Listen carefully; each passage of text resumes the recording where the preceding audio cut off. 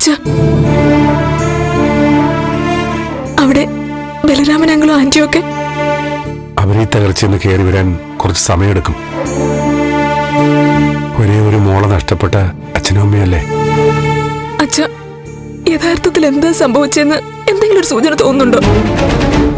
അറിയില്ല. മോള് ചെല്ലേ, അമ്മയുടെ അടുത്ത് നിന്നിരിക്കും. പൊയ്ക്കോ.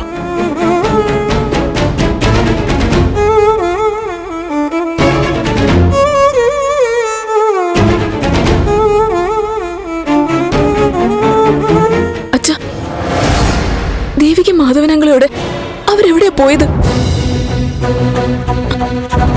ഇവിടുത്തെ സംഭവങ്ങളെ കണ്ടിട്ട് പേടിച്ചെങ്ങോട്ടെങ്കിലും പോയതാണോ? അങ്ങനെയാകാം.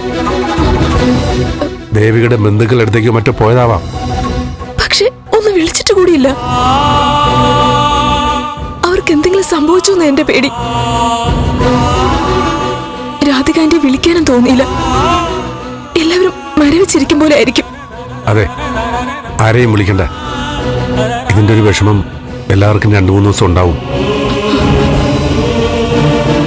ഇന്ന് ഇടയ്ക്ക് ടെറസിലേക്ക് പോകണമായിരുന്നു, തുണി വിരിച്ചതെടുക്കാൻ. പക്ഷെ പോകാൻ തോന്നിയില്ല. ഒരു പേടി. ആരെങ്കിലും കടുങ്കൈ ചെയ്തതാണെങ്കിൽ കണ്ടുപിടിച്ച് തക്ക ശിക്ഷ കൊടുക്കണം.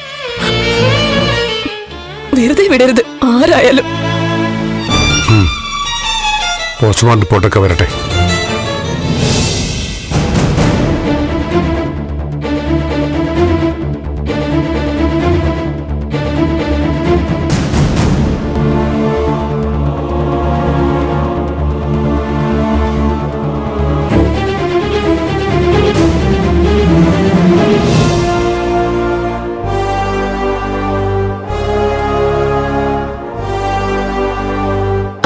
അമ്മയ്ക്ക് കഴിക്കാൻ എടുക്കട്ടെ? വേണ്ട, നീ ചെന്ന് നന്ദൻ എന്തെങ്കിലും കൊടുക്ക്.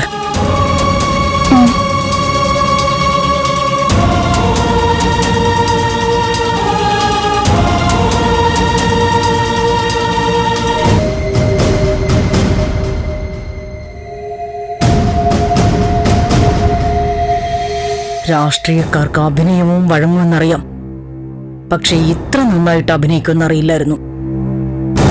എന്താ പ്രഭ? നാടകം കൊള്ളാന്നു. എന്താ? എന്ത് നാടകം?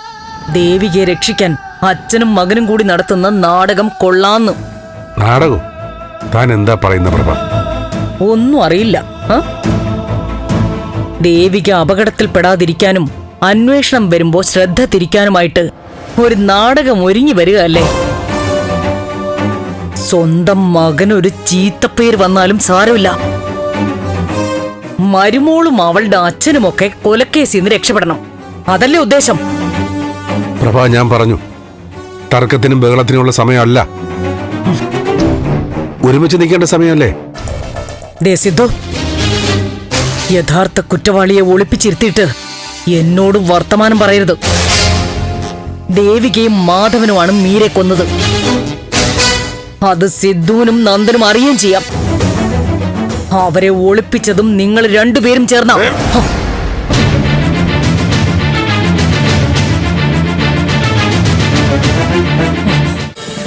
ഫ്ലവേഴ്സ് ഒരുക്കുന്ന കാഴ്ച വസന്തം യൂട്യൂബിൽ പ്രേക്ഷകർക്ക് ലൈവായി കാണാം. ഫ്ലവേഴ്സ് കോമഡിയിൽ ജോയിൻ ചെയ്യൂ, ആസ്വദിക്കൂ.